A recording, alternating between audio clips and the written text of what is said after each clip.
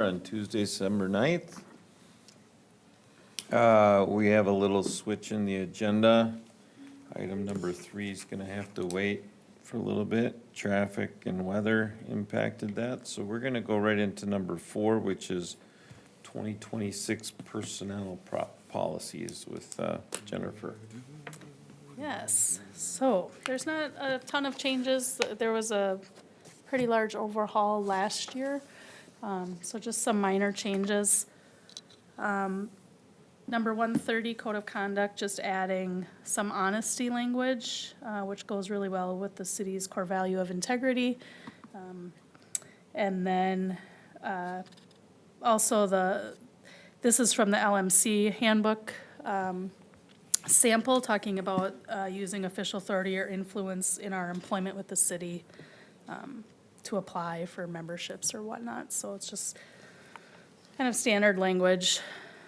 Number 135 on page 14, just adding a little bit to the appearance, making sure, clarifying it should be neat, clean, not ripped, heavily frayed, worn, or expose an excessive amount of skin.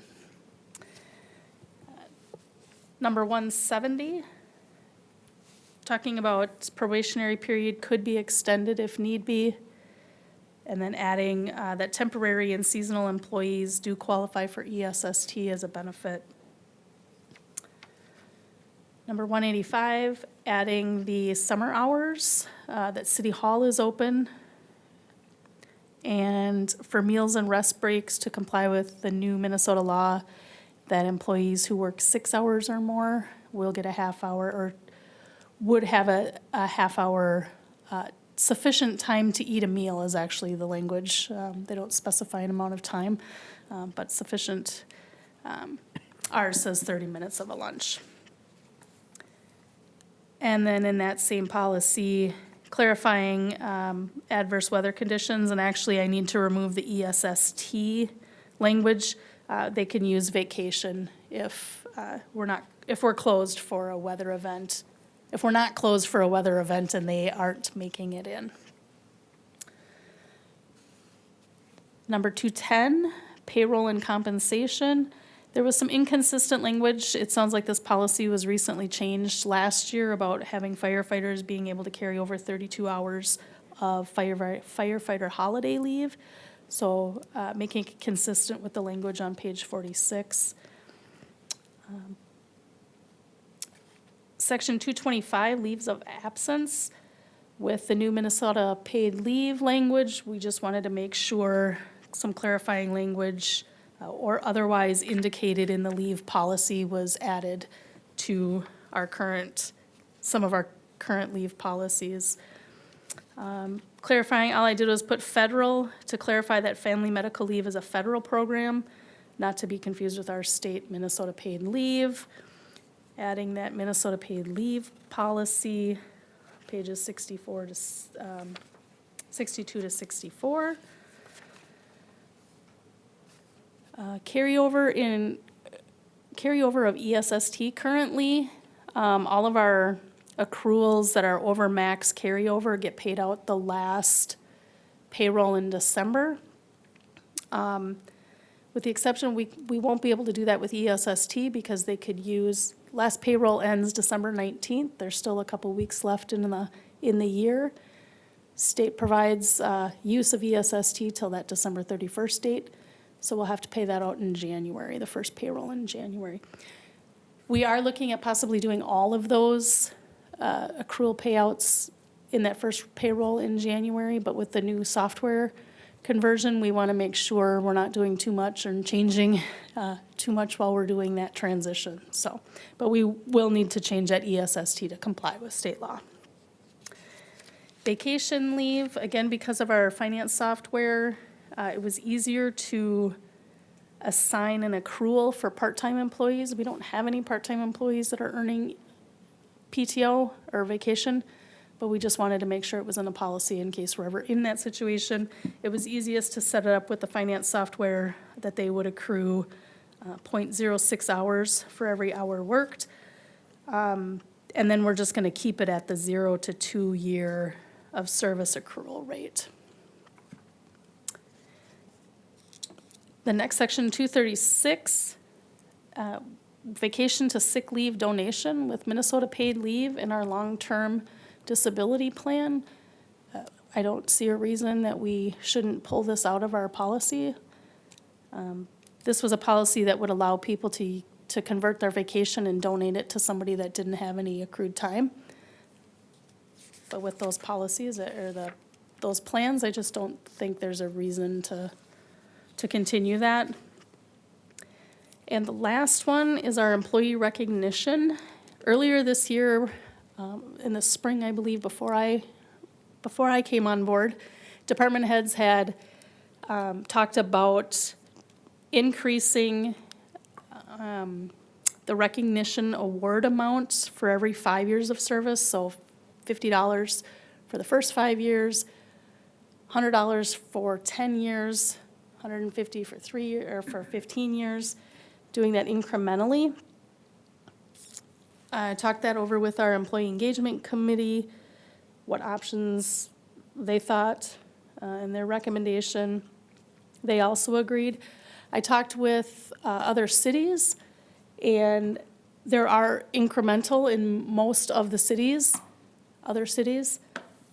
Some are $50 increases, some are $25 increases. So just putting that out there for consideration of what you would like to do.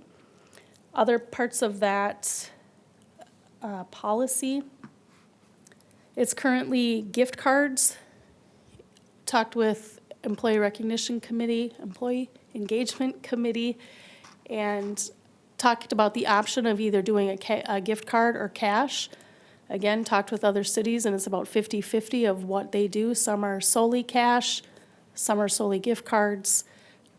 Thinking about doing an option of what the employee would prefer. And then prior employees would be required to come to city council to receive that recognition award or recognition gift card and certificate. Feedback has been that they would prefer not to do that. And making that a condition of if they receive that or not, kind of, you'll only be recognized if you come to council, so.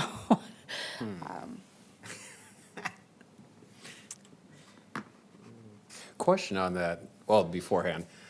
Is that like the state of Minnesota for recognition, it's neither cash nor gift cards. It's the state overall subscribes to some entity where it's based upon your service length.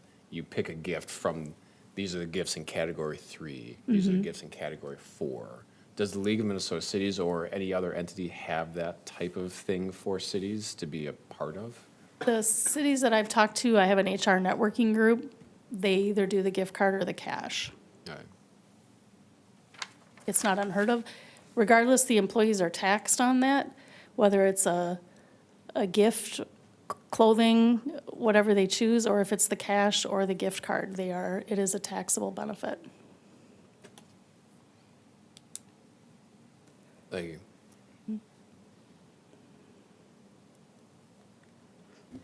Did have a question.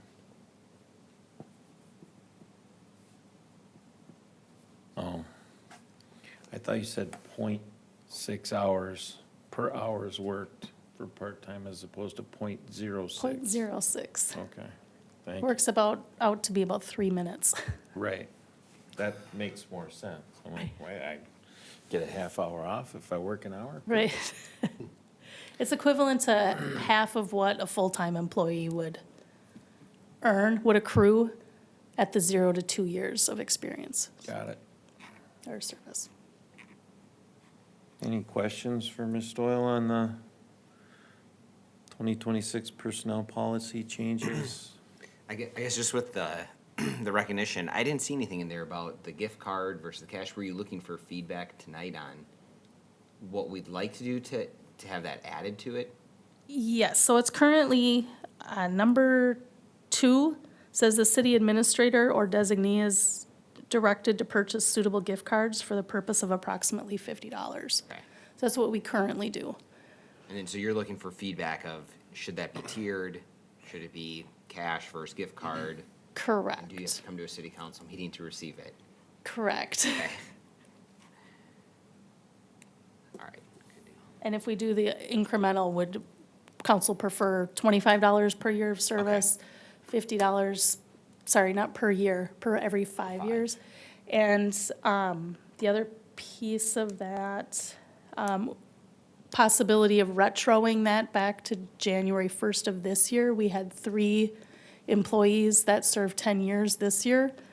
The next one won't be until 2027.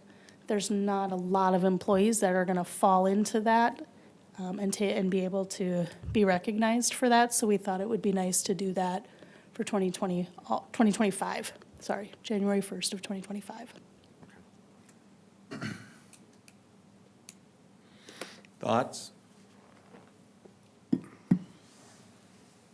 I think the incremental $50 for every 5 years is sufficient for me. I don't think it should be any less than that. I think if you've been here for 10 years, you deserve $100.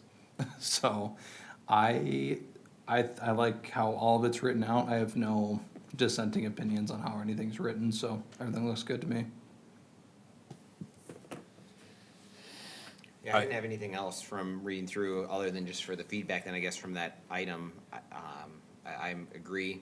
I think a $50 increase for every 5 years is totally fine, and I don't know, as far as the Visa gift card versus, or a gift card, you know, you could do a Visa gift card where they could use it for anything, versus cash versus, can it just be added as a bonus onto their payroll potentially? Maybe, 'cause I mean, if it's gonna be taxed the correct. same anyways. Correct. That's how it would be received, is in their paycheck. Okay, I guess I'd just be in favor of that. Yeah. My thought, and then, I don't think they should be required to come to the city council meeting for it. You don't think they should come and do a dance? No. I think the mayor gets to do a dance. Sweet. To celebrate it for them. Song and dance. Song and dance. Yeah. We can split up the song versus the dance. I would, Jeff will do the song. One other thing that I believe I remembered hearing, employees discuss was some prefer not to have it added to their paycheck, as they thought.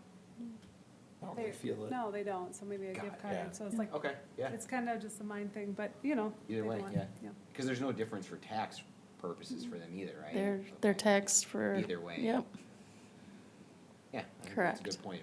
Kind of nice to receive something. Yeah. Yeah, and if you have a joint checking account, that's something, It's just gone. yeah. That's a good, great point. I think 50 is good. I know many private entities where it's far more, so I have no issue having this as part of how we use our tax dollars. It's more than deserved. I think down the road, we'll obviously have to, in some year, say it's 55 or 60 when that time comes, but I have no preference as to the method, and I would support language that just keeps it open-ended and at the discretion of the two of you, because each employee is going to differ, and that's fine. okay. Because I assume there's some employees where, like, you know their favorite store is Gander Mountain, or wherever. Hey, I had to pick a very specific one. Those are gone. Don't give them that gift card. Dick's Sporting Goods, wherever. Second Swing, like, that has a value to a certain employee. So keeping it open to your discretion, I think is probably preferable. I think all those are fine recommendations, Jennifer. And retroing back to 1/1 of this year, is that also the I think it's, direction? I like that. Okay. Yeah, that's fine.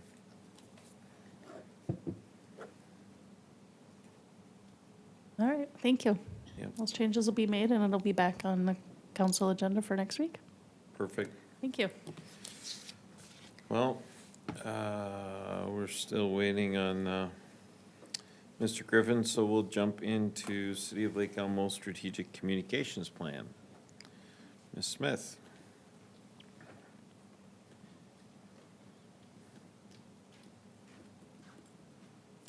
We'll see if the communications person can make this work. All right. Maybe. Okay, Sophia, help me. Ah, hi. Hi, nice to meet all of you guys tonight. Thanks for coming on this snowy day. Mayor, City Council, I'm excited to be here. So let's just get into it. Okay, so why does the city need communications? City municipalities need effective communication to communicate clearly, consistently, and effectively with residents, businesses, and community partners. Effective communication with the city fosters trust and transparency, encourages public engagement, and ensures that messages are accurate and coordinated across all departments.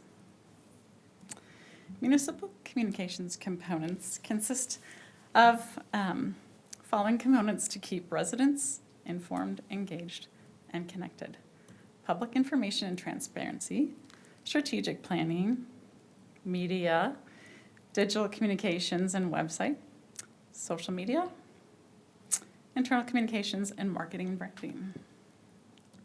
Our communications plan. Lake Elmo Communications Plan. This is just going to be an overview, so if you guys want to see all the specifics, it's in the packet. You're welcome to look at it. It starts with our mission statement. The mission of City of Lake Elmo is to provide planned, quality public services consistent with the city's character in a fiscally responsible manner in partnership with our community. We're guided by the strategic initiatives adopted in the January 2025, primarily to build a vibrant, inclusive, and connected community through celebration, engagement, and shared spaces, while also delivering efficient, reliable, and innovative communications with transparency. It consists of a communications department roles and responsibilities, tools and communication channels, social media, measuring success, and we'll talk about the ADA accessibility. Lake Elmo's communication plan builds trust. A clear communication plan helps residents understand city decisions and services, fostering public trust and accountability. It enhances engagement. When residents are informed, they're more likely to participate in local government activities. It ensures consistency. The plan establishes unified messaging that will, in fact, make everyone more comfortable, and it strengthens the city's reputation. Communications planning. This is how we do our annual planning. We have a calendar that's set up for all the months, and then within those things, all the top meetings are there, and then we can know how we're going to be directed on what we're putting out, whether it's social media, on the website, what have you. But it's been a really nice way to be organized and concise with what we're doing. Our website. The new Civic Plus website is officially up and running as of August. This platform is much more user-friendly and keeps residents informed in many ways. You can search through the search bar at the top, interact with the How Do I section, find specific information under departments, find things including the mayor and the city council, and just go to lakeelmo.gov. It's pretty user-friendly. There's something called the WCAG 2.2 Web Content Accessibility Guidelines. Content Accessibility Guidelines, part of the Americans with Disability Act, Title II, defines how to make web content more accessible to people with disabilities. WCAG is based on 4 principles of web accessibility. It must be perceivable, it must be operable, understandable, and robust. Accessibility involves accommodating for a wide range of disabilities, including visual, auditory, physical, speech, cognitive, language, learning, and neurological disabilities. Compliance with these ADA rules extends to local, state, and federal government municipalities and has compliance deadlines broken down by population. For cities with 49,999 or more, compliance must be completed by April of 2026. For cities with populations under 49,999, completion must be by April. As a small city, we don't have to comply completely until 2027. However, they start looking at our municipality communications now, so we have to start working towards the guidelines. Here are some examples of criteria and techniques that we have to do. You've got to make sure all of your PDFs and your presentations have to have this accessibility. So text alternatives. Whenever you have an image or some type of a graphic, you have to put something under there that's describing it. It can't just be a simple thing either. It's got to be a little bit more information. Time-based media. So right now with SEC, our communications people, they are able to do audio and video time-based media. All of our video is going to have captions. It's got to have a meaningful sequence for documents and PowerPoints and PDFs. So it has to have a headline and follow subsequently like that. If you're out of order, then it's not going to be compliant. There's a use of color and contrast that you need to use, and these are all recommendations that we plan to do as a city training in January so that everybody's kind of up to date. The text sizes and images are all part of that guideline. Next, we do have Google Analytics on our website, which is something new. We didn't have that on the last one, but it gives you an opportunity to see individual information, whether it's what web pages they're going to, how many people are looking at our website. It provides valuable insights into user behavior, traffic sources, popular content, and engagement patterns.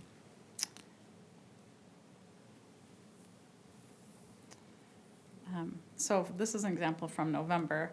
You can see what the page views are for the city municipality. You can look at, I'm sorry, I'm going fast. You can look at the agenda center. You can look at any of those pages and it will tell you how many people are looking at it, how long are their visits, that kind of thing. So that can also guide us when our communication strategies are moving forward, what kind of things people are looking at. We can always know if they're looking at that new GIS thing that you guys have. And So publications. The City of Lake Elmo publishes both external and internal newsletters, sharing stories with residents and employees. Currently, we have the Fresh, and that's through Constant Contact. In the new year, we're planning to use our new website. They have a similar platform that's called Civic Send, and then that's going to save us a little bit of money. We won't need to use Constant Contact anymore, but it's been very efficient, and we can track all that information.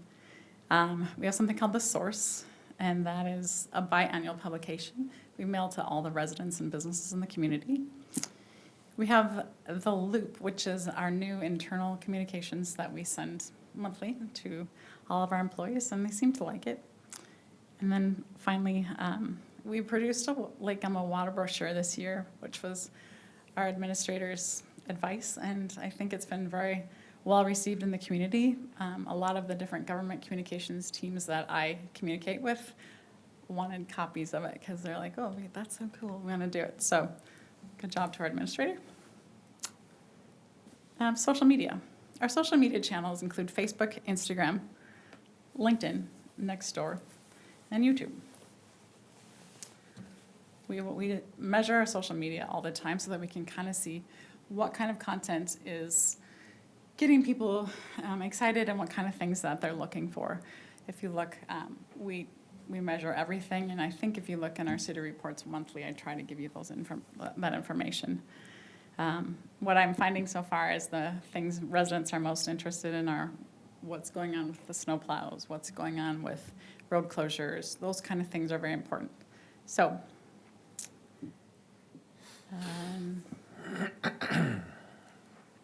that's it in a nutshell.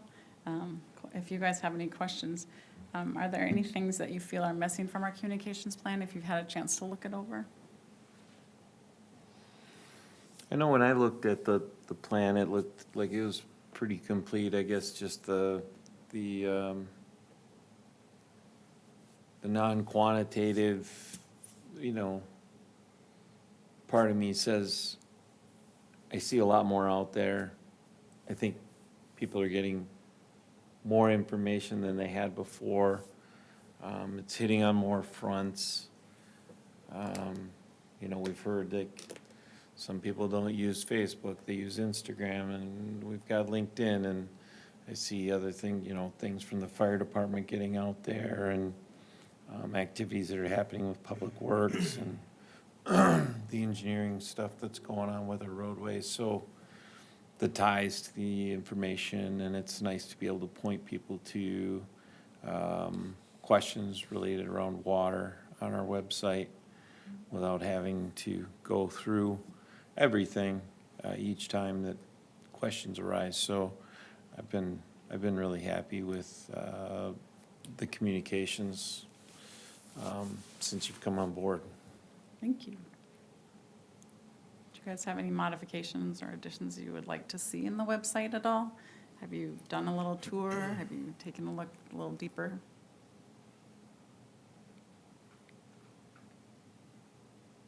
Sorry, I'll step back, actually, the first one, and I don't think it's missing, because you're doing it, I just didn't see it in the plan, but the texting.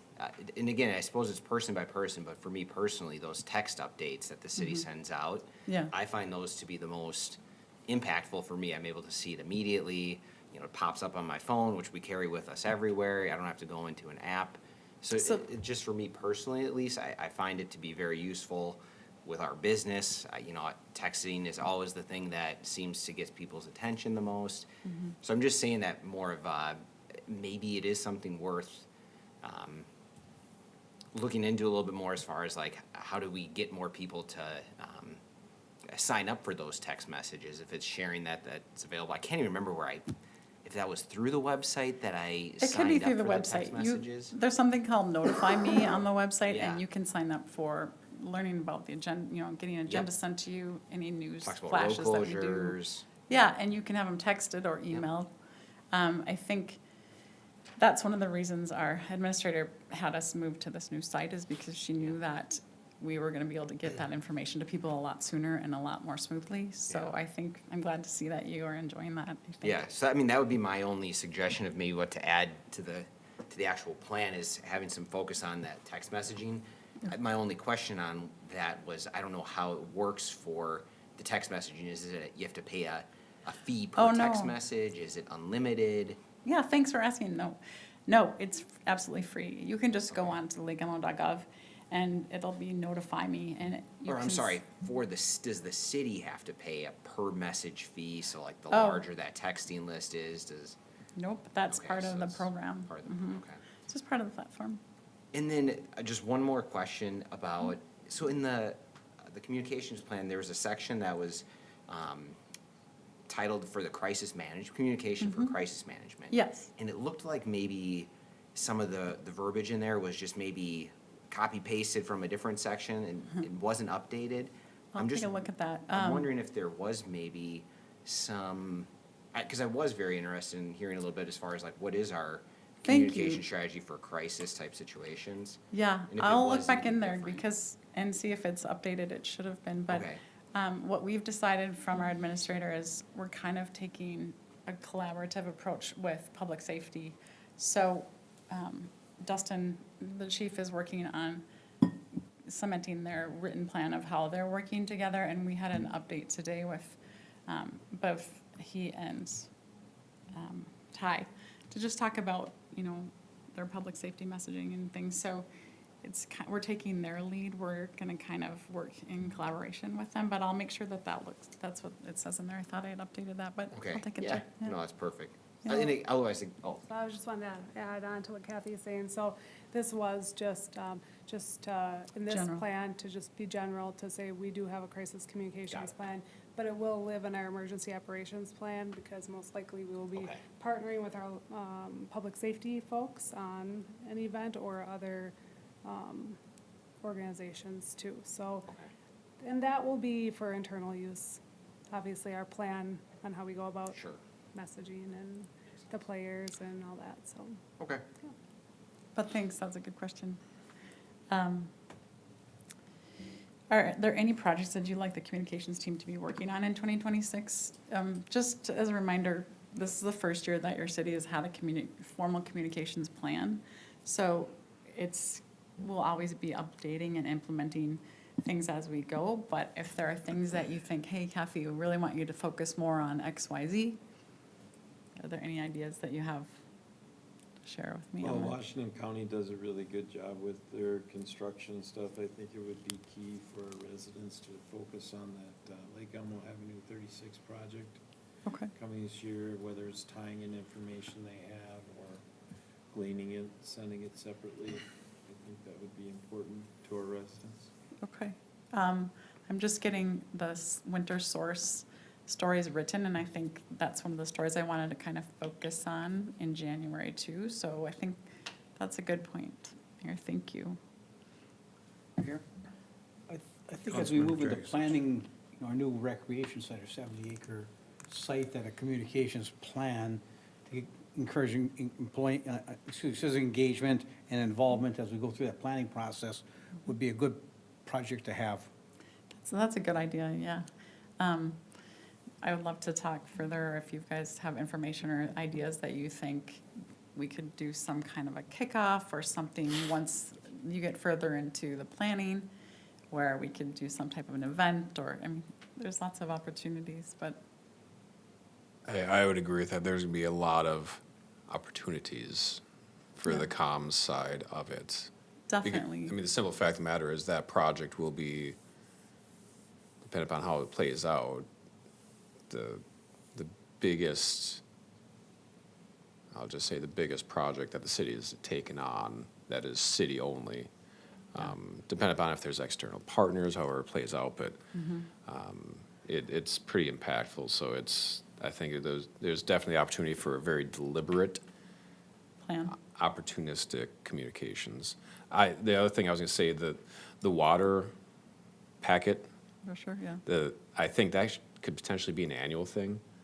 That's our plan. Okay, Yep. good, Yeah. because it was a brilliant idea coming up with it, and I think it's one of those, like, in Lake Elmo, that is a topic that people need to get Continue through to snail get that mail. way. Yeah. Like, that is something where they do need to have a physical copy in their house to look at. But I will say that I'm very happy, considering this is year one of having communications itself, let alone a plan, let alone labor, let alone someone who is focusing on that. As a prime example, the website already is updated with news and the video from Light Up Lake Elmo. Like that, that's fantastic. That's the type of thing that we wanted to see. That's one piece among many, but the video clip the other day of going riding with Public Works, and that's like, I personally, that's the type of thing where I think the city has a great opportunity to say, here are things that the city is doing. Here's what it looks like from the staff side when they're going out and doing this. And yes, it's impacting residents. Here's it's not the TikTok style of being 10 seconds only, Yeah. but a little bit more for longer attention spans. But I think those are fantastic ways to show and to help be involved, to say this is what the city is doing. Yeah. I put something out yesterday about the swans, and it's hilarious, but I think it's had like 10,000 views or something. So I think, I talked with our administrator and just said, I look forward to, in 2026, becoming a little bit more creative and maybe doing, venturing into TikTok. It's just a little, not sure yet if we want to do that, but I want to be more creative. I think this first year, just getting everything secured and on board with all the different parts that go into communications, that's really been my primary focus, but now I hope to, and also we need our Public Works people to not be so nervous. They don't like their pictures taken. So sometimes they're like, no, don't do it. But, Go with the engineers. yeah, there you go. You go for a ride somewhere, huh? Well, if any other questions, please feel free to email me. I'm very excited to see where 2026 leads us, and I'm always here to do what you guys need. So I appreciate your time. Thank you. Thank you. Well, looks like we can jump back to item number 3. We'll go to the Highway 36 Lake Elmo Avenue Option 3 Concept Plan with Jack Griffin.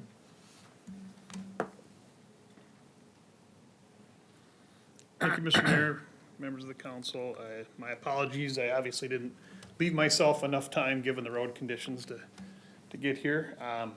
So I'm bringing back the Trunk Highway 3617, what we're calling now the Option 3 for update and discussion, after we spent some time on this with Washington County's presentation at the November workshop.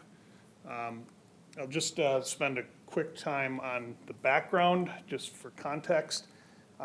going back to May of 2024, the city council approved a resolution of municipal consent for the preliminary layout for this project. It's known as the overpass with button hook ramps alternative. So this was a design alternative that was focused on the interchange only.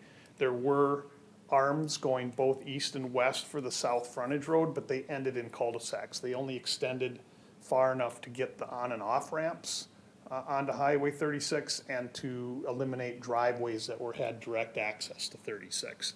So that was the project that the council officially approved. As the project continued to move forward, MnDOT at a point in time came forward with additional money and to apply it to the south frontage road to extend it further to Keats, to connect to Keats Avenue, which was an important project the city had been working on going all the way back to 2016. It was actually a design the city had laid out and submitted to MnDOT. And so they were coming forward with the funding to get that project done. But the caveat there was it came with a full closure of Keats Avenue. And that was the alternative that the county and MnDOT showed up and presented to the council at the November 11 workshop. Council at that time, a month ago, requested that a third option be considered, which would just maintain one additional turning movement, and that's the right turn access from eastbound 36 to southbound Keats. So that's just an add to the frontage road design. And it's, we're calling it option 3. And it would come with performance monitoring to determine if a future closure is warranted, so that we would watch that. So that's where we ended in November. So the issue for the council at this point in time is, are we ready at this point to bring forward a resolution of municipal consent for that option? MnDOT has come forward with a draft option to allow that turning movement and has spelled out performance monitoring, which we put in the staff write-up and we've put in the council packet for you tonight, or for the workshop packet. So the question that we're looking for tonight is there more that we need to be looking at? Is there something else we should talk about? Or are we ready to bring that resolution forward for the council for approval? So this is the basics of what we received back from MnDOT from November. They evaluated the council's request for that turning movement. They came up with this concept plan that leaves that turning movement open. And then they gave us 4 safety and performance measures in which we'd continue to watch the turn volumes, whether they exceed that right turn lane capacity, queuing on Trunk Highway 36. I asked a couple of times, I actually think those are the same issue, so I really think it's only 3 criteria we're looking at. Crashes at Trunk Highway 36 and Keats Avenue, and incidents of going the wrong way on Keats Avenue coming up to 36. So those are the 4 performance measures that they would like to watch and monitor, and as long as operations and safety are not showing issues with that would be allowed to remain open. So I zoomed in a little bit here on the option that they drew up. It is still a concept plan. What they would be looking for is the council to approve this in concept, and then they would move forward and do the design details around this. And so we can work out additional design issues as we work through it. But what I've highlighted in yellow there is the right-of-way acquisition that the county has already initiated for the original design. And what happened with the concept plan that they came back to us with is they're trying to stay within that original footprint. They're very fearful that if we push outside of that footprint with our design, with our redesign, that it'll delay the June start. And they see the June start of June 26 as being critical. Keep in mind that the phasing of this project, they're getting the whole south frontage road constructed in 2026 and 1/2 of the bridge at the intersection of 36, and then switching over for 2027 construction. So they have a pretty aggressive schedule of what needs to get done in that first year before the first winter in their phasing and staging. So they're really looking at that June as an essential start time.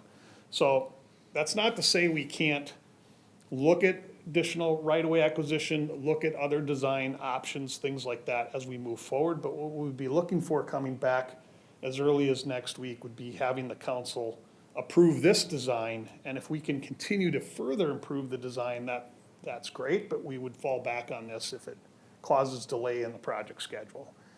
So you can see all the blue lines, those are contour lines for a pond. So that storm pond has already been designed and is under review by the Valley Branch right now for approval. And then you can see the yellow is the right-of-way acquisition that they're already initiated, the right-of-way acquisition process and timetable, which is a significant timetable. And all it does is it results in those two tight curves. They're 20-mile-an-hour curves rather than 30-mile-an-hour curves. And then you see the intersection comes in at Keats Avenue, 165 feet south of the 36 intersection. The MnDOT ideally in their design parameters would like to see that more like 200 feet, but they're tightening that up to 165 feet in order to stay within that right-of-way acquisition area. I had our transportation consultant, SRF, review this. Even though there's some design exceptions here, they don't see any operational issues with it. They don't think they're big red flags or of significant concern. So while they are not the ideal design, we think this is a workable design and it shouldn't have operational issues. The other criteria, you see the green strip up on Highway 36. One of the contingencies MnDOT has laid out for us is that deceleration right turn lane needs to be lengthened as part of this. They are asking that the city would pay for that piece of the project. And they're not 100% confident yet that it can be made part of this project.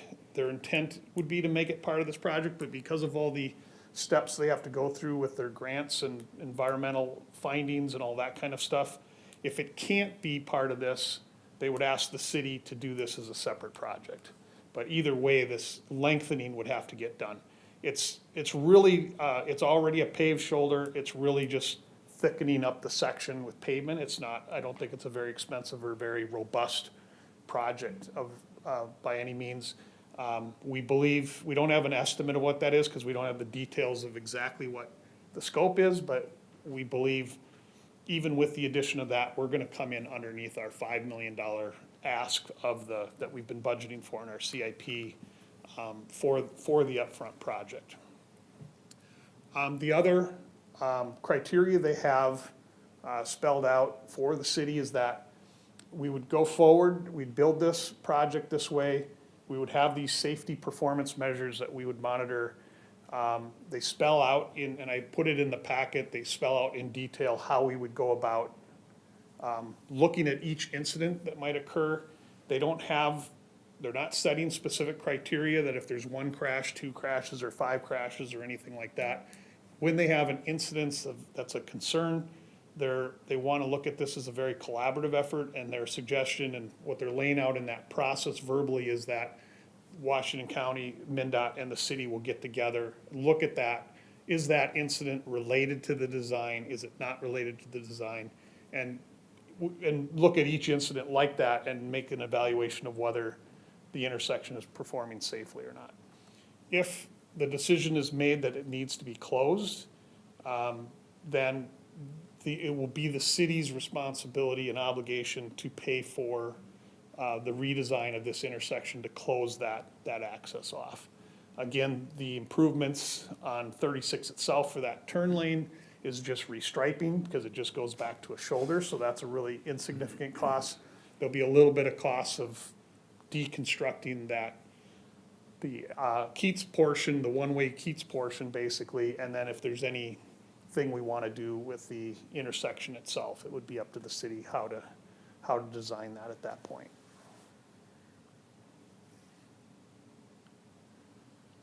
So I just spelled out in this slide basically the safety monitoring and performance measures. This is the outline of their process. I asked more clarification of whether they were going to.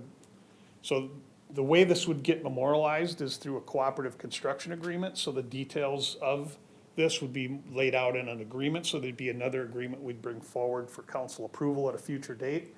But it'd basically be around this premise and those bullets of those performance safety measures.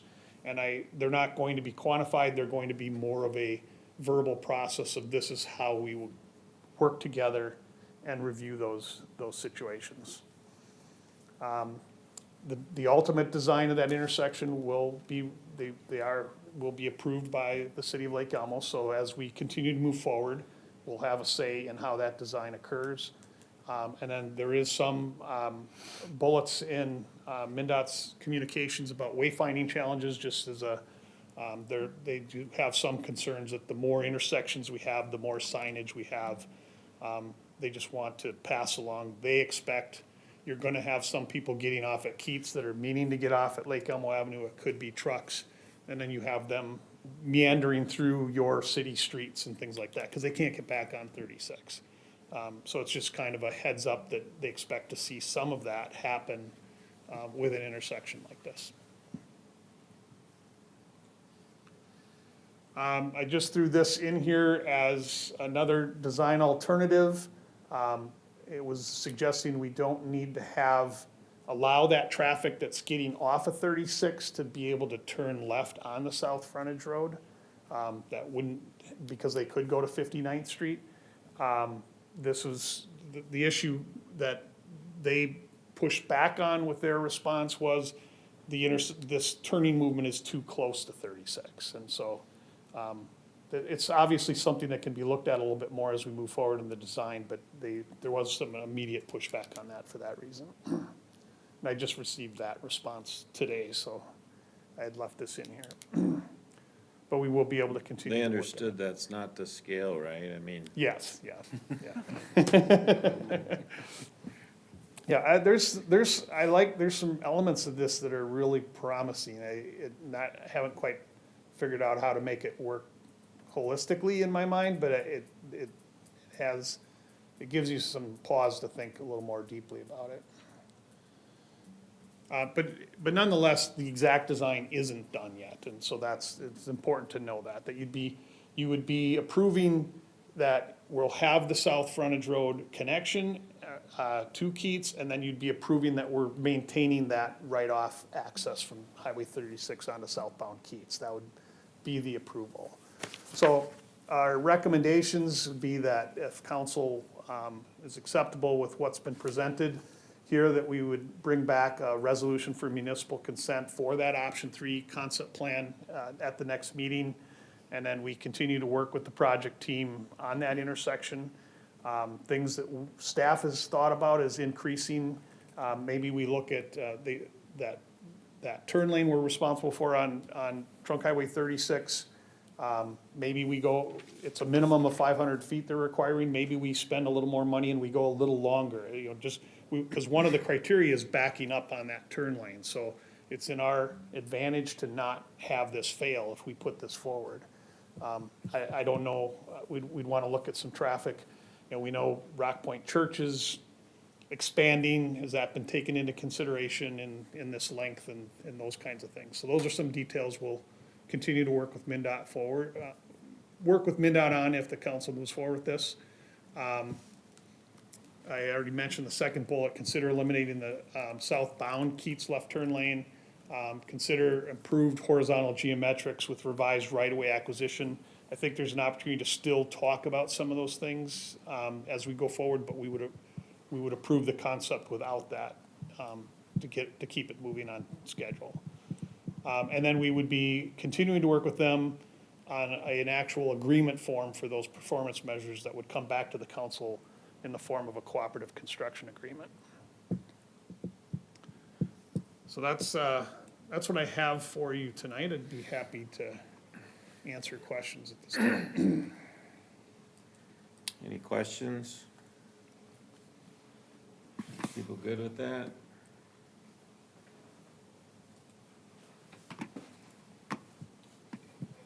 I guess I've been chewing on it a while, so I've been fairly involved, so I'm good with what Jack is saying.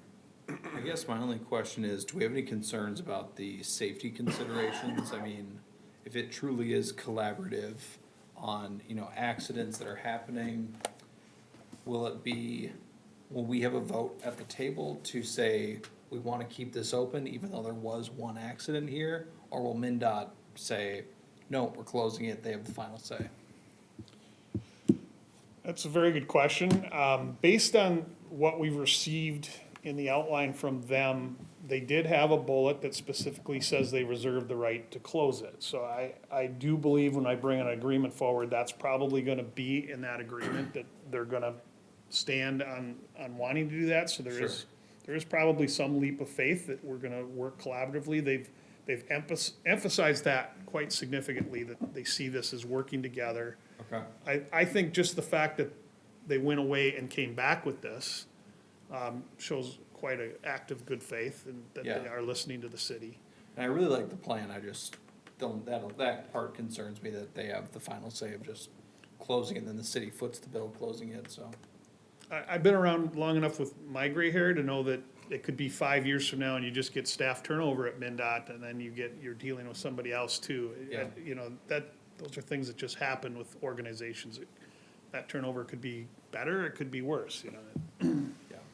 Okay. Well, on that same vein, say there's one accident, it's 7 years from now, and the new person who's there says, nope, we're shutting it down. With this type of agreement, do we have a place to appeal that? Like what, that is a quasi judicial act by a executive branch agency through a contract enforcement. Would we have a way to appeal that? And to whom? Would it be like an administrative law judge? Would it be to, because I can't imagine there's a process where we're suddenly being told, hey, we made a decision, you, the city of Lake Elmo, guess what, you get to pay, what, $200,000, $300,000, $400,000 based upon this decision by a single staffer that we disagree with. Right. I presume there would have to be some type of a legal recourse that we would have. I think there's language in there that if there are incidents or crashes that happen, the three agencies will get together and look at those individual things and, you know, was it caused by a safety incident or some design or lack of the design? Was it caused by something unusual that, you know, was a one-off? If it's an inebriated driver, you know, things Yeah. like, it's pretty common when these happen, you look for evidence of, is it the road system that's causing this confusion, or is it driver behavior completely, and that's where you can discount that. And while, you know, it's not inconceivable that as you're explaining it, a knee-jerk reaction happens, at least I have as much gray hair as Jack, but haven't been around quite as long, but these decisions don't come typically with a knee-jerk. They're not, I mean, engineers don't typically act in that manner, say, oh, that's one thing, it's done. They wanna look at it, see what happened there, and is it in due course? And typically, a one-off is not gonna be catastrophic in their eyes, or in anybody's eyes, really. So, I mean, it is, yes, it's a little bit of a leap of faith, and, you know, in working with a partnership, those things happen when you know, you're working with other agencies, whether it's the county or the state or watershed district, and you just have to trust that the process works. And by all measure, if there is something that this doesn't work, you know, as the mayor of Lake Elmo at this point in time, if it is an issue, which I don't think it should be, I wouldn't want to keep it in place. So sometimes you got to look in the mirror and make sure that you're looking at it straight too. Yeah.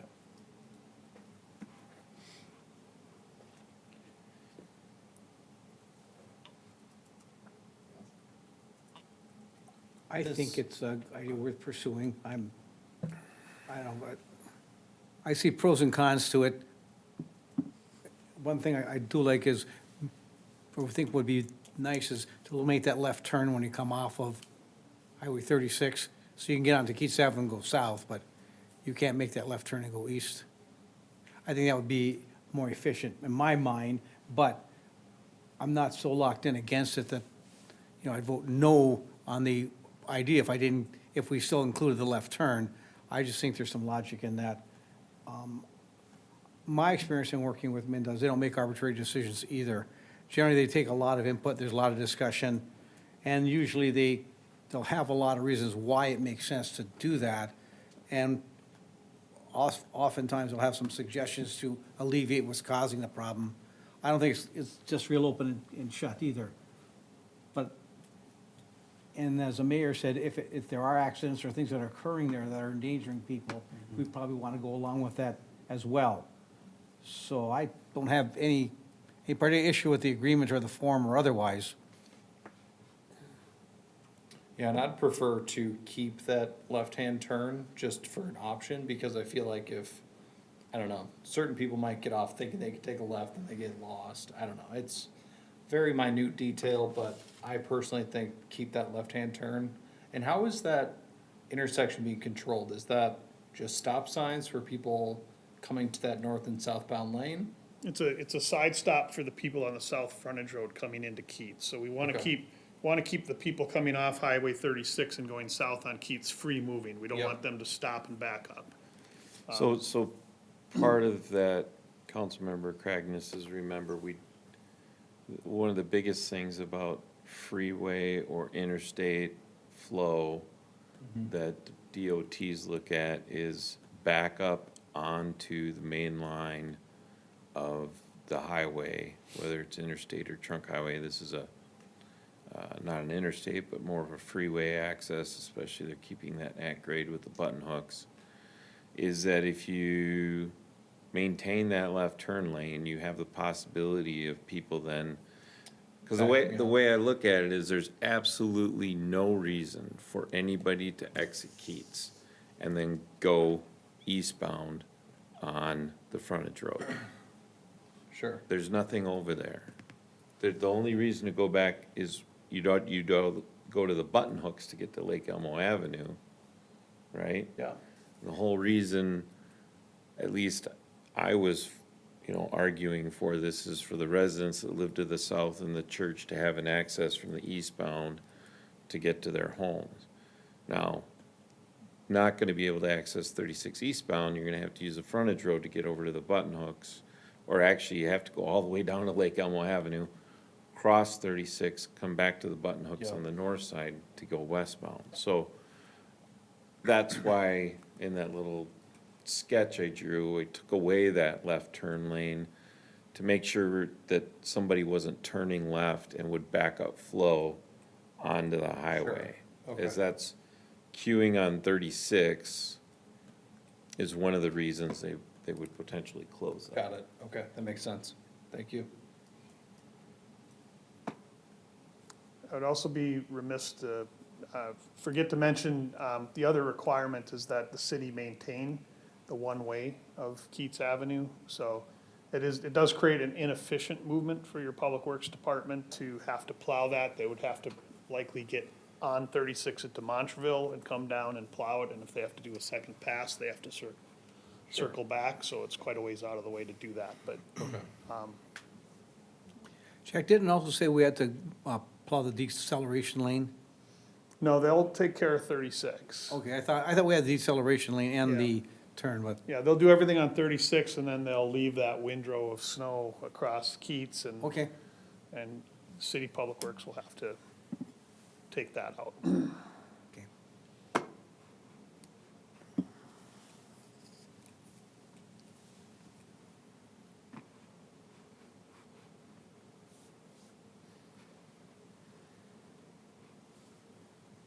There you have it. All right. Thank you. Thank you, Jack. Good to bring that back next week then and on Yes. consent or? Yes, All right. Thank you very Yes. much. Thank you. thanks. All right, we're gonna jump into the public hearing notice and process. Ms. Jensen.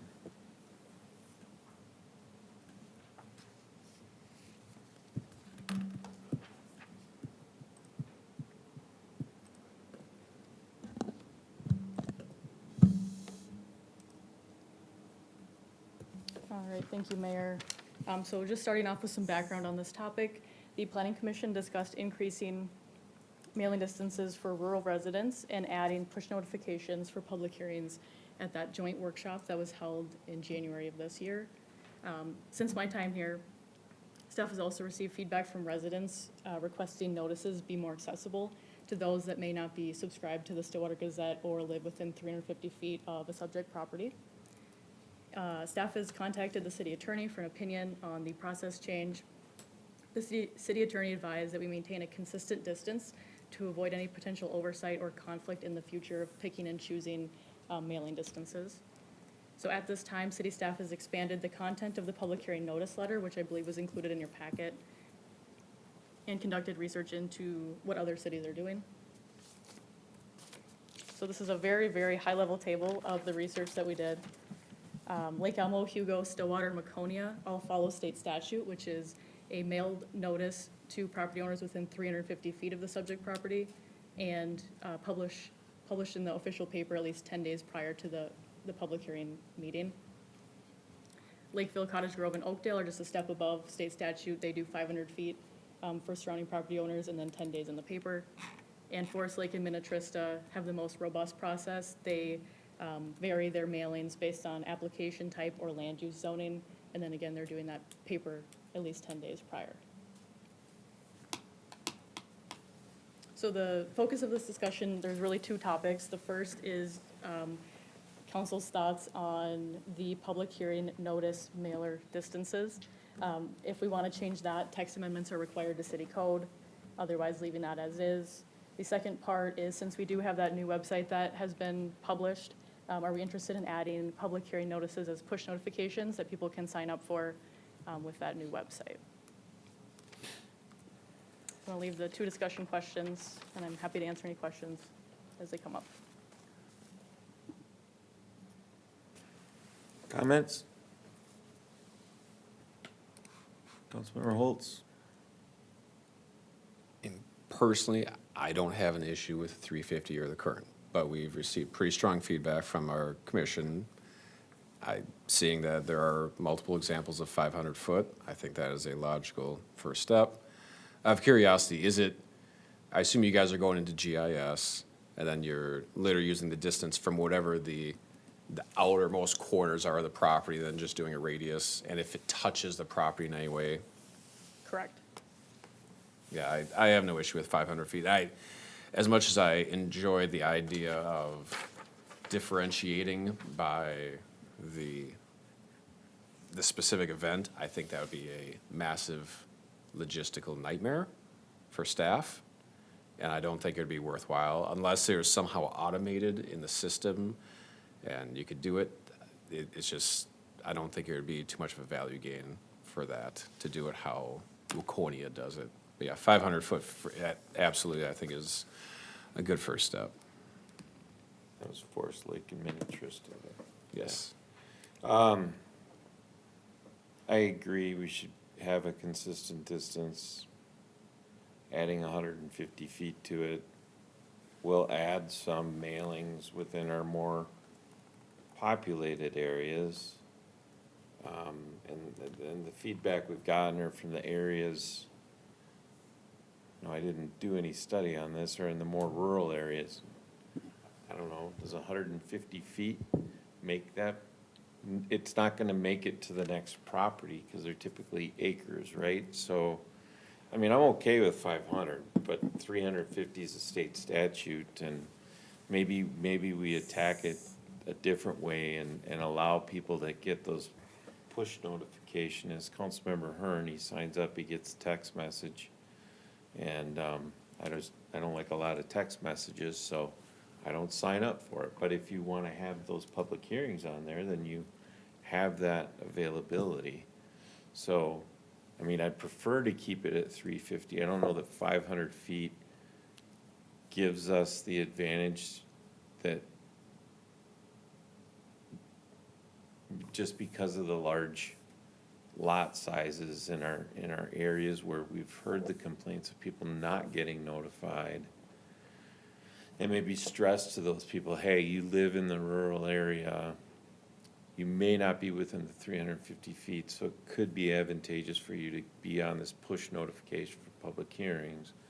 Maybe attack it that way, as opposed to if we're down in the Savona neighborhood or Easton Village or Carriage Station, right, where somebody's outside of that 300, they're, you know, you're gonna get 15 more addresses in that 150 feet, where you might not even get an extra one in the rural area. I mean, I don't, and, you know, you could go into all the analytics about it, but I think it'd be pretty hard. I think concentrate your efforts on trying to make sure the people that wanna get it, get it. I did a GIS analysis just to see how many more people would pick up if we did do 500, and you're looking at a handful of properties, if that, Okay. if you do 500. Yes, Councilmember Dragisich. Yeah, I'd support the 500-foot. I think the push notifications are an alternative, but, you know, not everybody has internet, not everybody has a cell phone. I mean, we think we do, but there are people who don't. And so, you know, the mailing notice of 500 feet, I didn't think it would add a whole lot more properties, even in the densest part of the city. It adds a few, yeah, but I don't think it creates a huge burden. And the 500 feet provides a little bit better notice to people about the potential change. And it's kind of going back to, we talk about our communication plan, make sure it's accessible to everybody, and there are people who don't have those things. How, is it a hard process to add the push notifications, or is that something that is just flipping a switch on your guys' end? How does that work? I will defer to Kathie or Nicole. Yeah, so this is something, that we can continue to talk about for different topics too, not just the public hearing notices, but it would be setting up a category for people to opt into, and so anytime we're gonna add something new, we wanna make sure that we're gonna be consistent and we're able to sustain it. So, we would be doing all public hearing notices, that will get pushed through there. So it won't take a lot of staff time, but it is Okay. something additional that Kathie and staff, will have to make sure we're doing and we're consistent, and once we're starting, it's not going away, Sure. so. Yeah. not too much. Okay.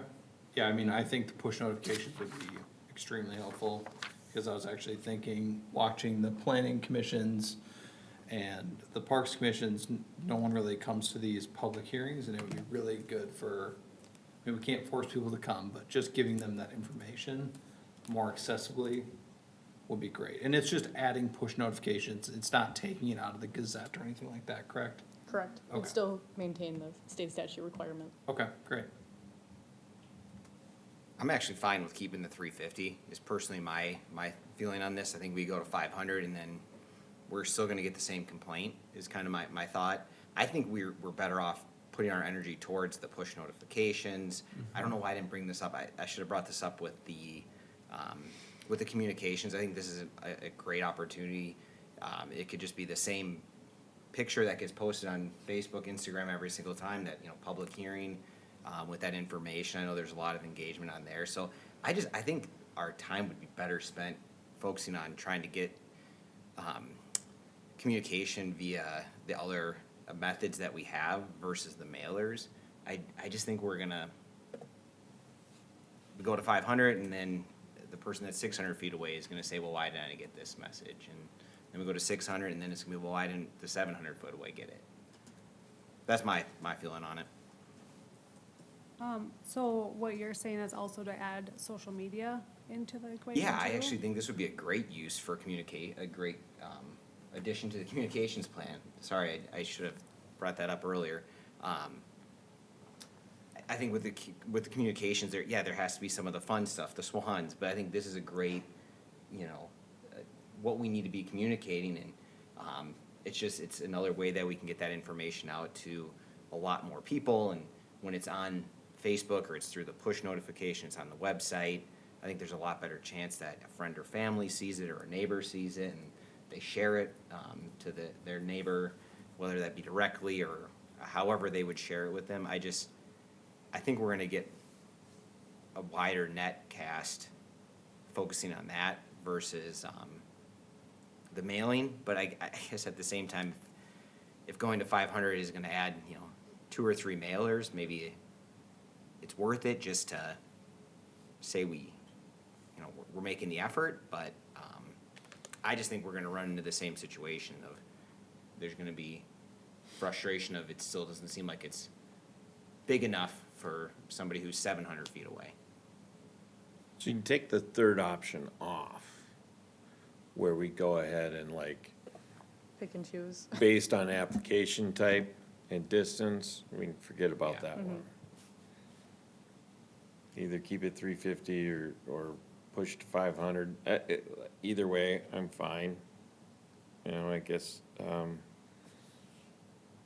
but yeah, having that push notification and what other options available are probably where the biggest gain is gonna get, in my opinion.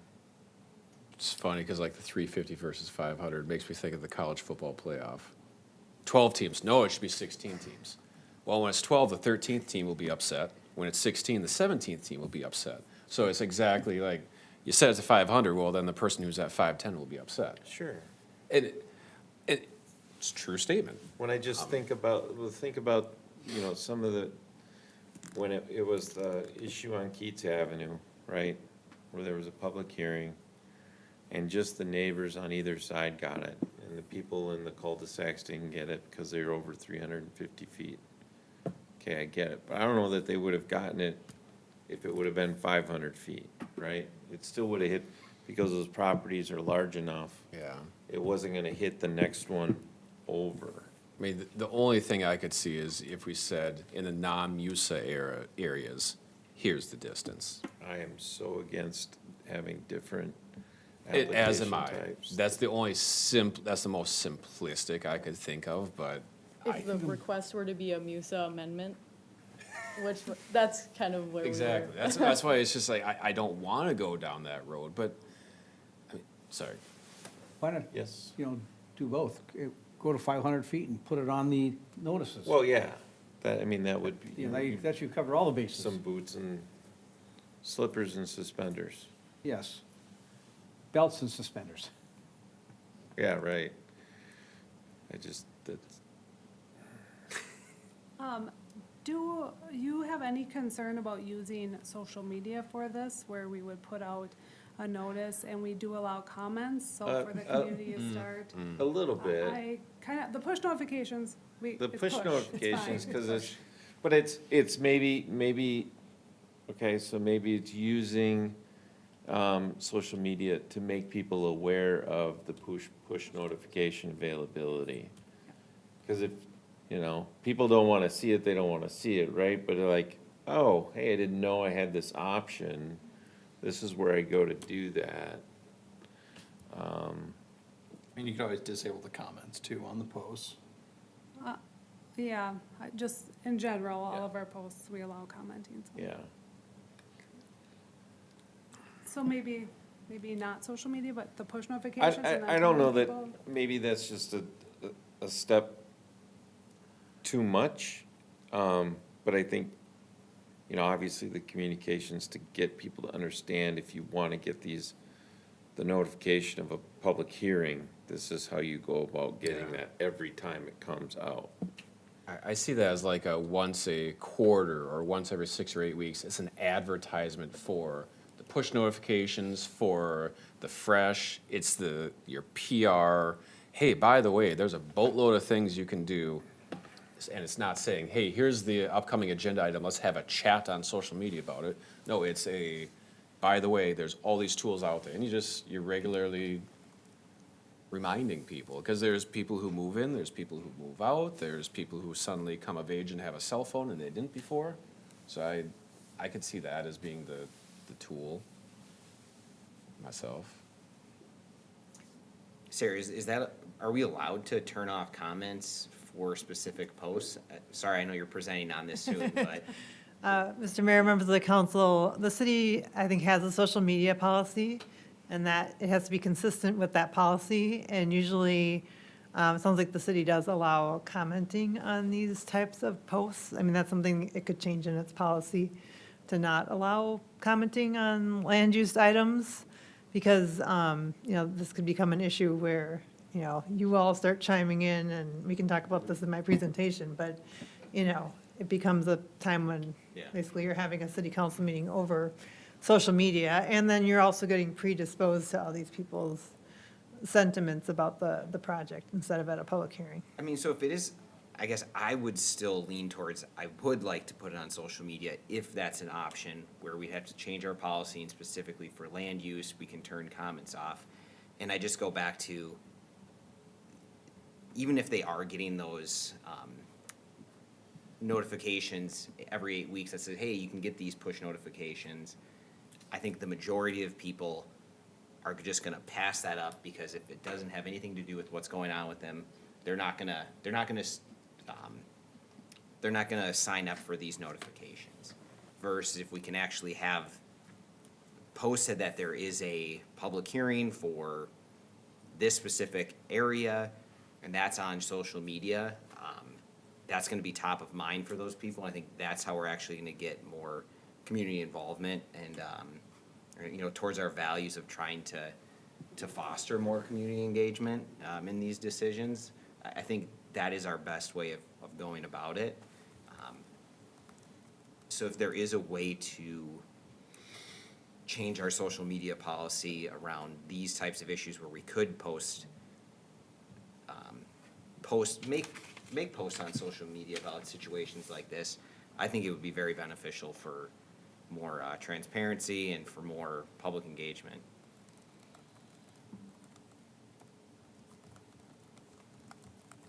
I certainly don't have any issue with that. It just requires the policy being updated to say, here are the types where comments are inherently disabled, because its purpose is not to have a chat. Correct. It's just an announcement. Yeah.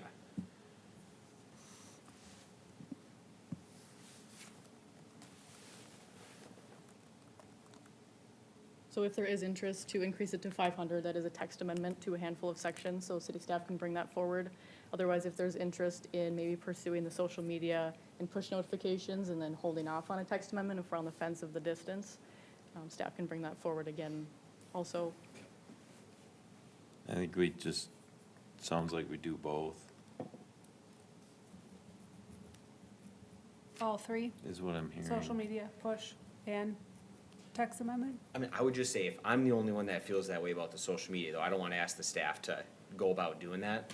Well, and because that's the thing, it is added labor Yep. every single time on something that we don't know what the bang for the buck is. But we have said we want more info out to the public. That's why we are allocating money to a FTE. So I don't know if there's a right or wrong. It's what's our priority. Well, we don't, public hearings sometimes are for what I would consider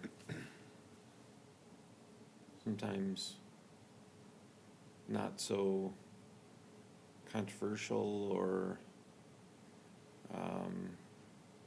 need of the mass. I mean, they're not all the same, right? Yeah. So some you wanna draw that attention to, and some of them are like, nobody's actually really gonna care about that. And I think that's kind of the nice thing with social media, because I think they could still be shared, correct?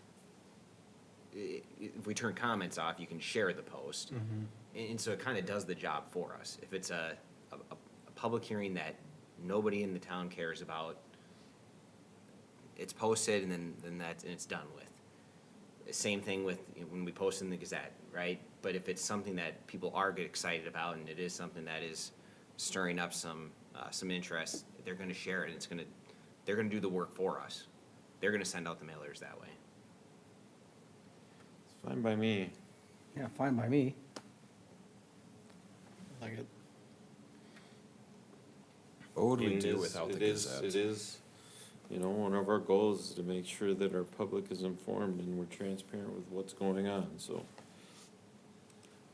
I think we could add one that, you know, Counselor Hearn would go put up post notices on telephone poles around that area. Every 500 feet. Give him Every 500 feet. Give him a staple gun. No, give me a hand nail, you gotta do this, you know, Nice. the old fashioned We're way, gonna save some money on it.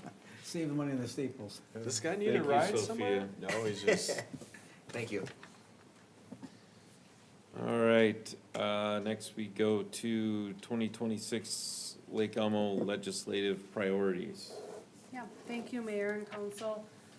So as we're looking into the new year and the legislative session in 2026, that begins in February, just wanted to throw this out there for conversation with the council, to see, from my understanding, that maybe we haven't had a formal process for developing legislative priorities every year, at least with the city of Lake Elmo. Some of our surrounding communities do develop them. I'm fortunate to have a good group of colleagues, as well as Washington County, that I meet with monthly. And this month, we did talk about legislative priorities. I would share more with you. Some of them asked me not to because they are not adopted yet, but some do them and some don't. Some have parameters where it's just city-specific. Some do city-specific, East Metro focused and statewide. Some don't do them. So just kind of wanting to have this conversation with you guys about it. Also, we do have different organizations that we are members of that do advocate for different legislative changes that do impact our city. Minnesota cities and metro cities, as well as some other formal organizations. So we did discuss this with staff to bring up any legislative issues that their professional organizations are going to be advocating for that might affect us. And so I included some of them in the packet, but just kind of wanting to have that conversation. If this is something you would like staff to work on, and just kind of figuring out the breadth of it as we go forward. Yes, I think it's important that we do that. I don't know that we've really concentrated or had the opportunity to concentrate on that previously, with the exception of just discussing some of the water issues with our representative and senator at the state level. But there are a number of things that I think we should be advocating for, making sure that we're aware of, and that we're at least speaking up for the city in these situations.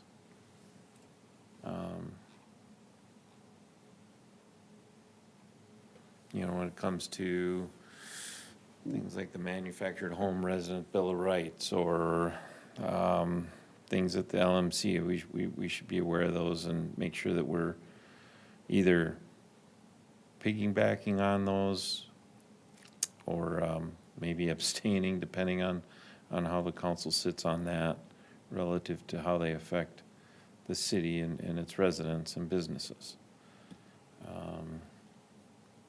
See that there's something from the fire department on here. I think we should support those types of things that help with overall public safety. Certainly the last bullet in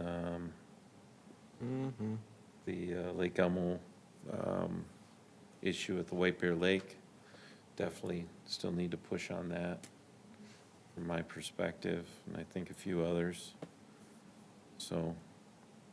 Now, are you interested in, you're talking about the fire stuff in here? We do have the Minnesota Fire Association that will be advocating for this, and so. Even if it's just if it's a letter of support. Okay. Or something of that nature, yes. Okay. Not that they need us to jump in and push it with them, but to support them and support our fire department in that Sure. effort. So one thing I was thinking about is creating a handout. A lot of surrounding communities do this with the priorities, and then just explaining the why behind it. And so in my mind, that's what I'm thinking, in the meeting with our representatives. So if we were gonna do a handout, do we want to focus on Lake Elmo specific? Are we interested in doing East Metro? Are we also looking at state? Kind of just What are your? Well, what are your I would thoughts? think maybe at a max is East Metro, but more, I mean, certainly Lake Elmo is, if Lake Elmo is affected, and I think some of the East Metro Lake Elmo is affected in that. And if there's a case where we're partnering with the other local communities of, whether it's Maplewood, Oakdale, North St. Paul, Matamidi, Stillwater, Woodbury, right?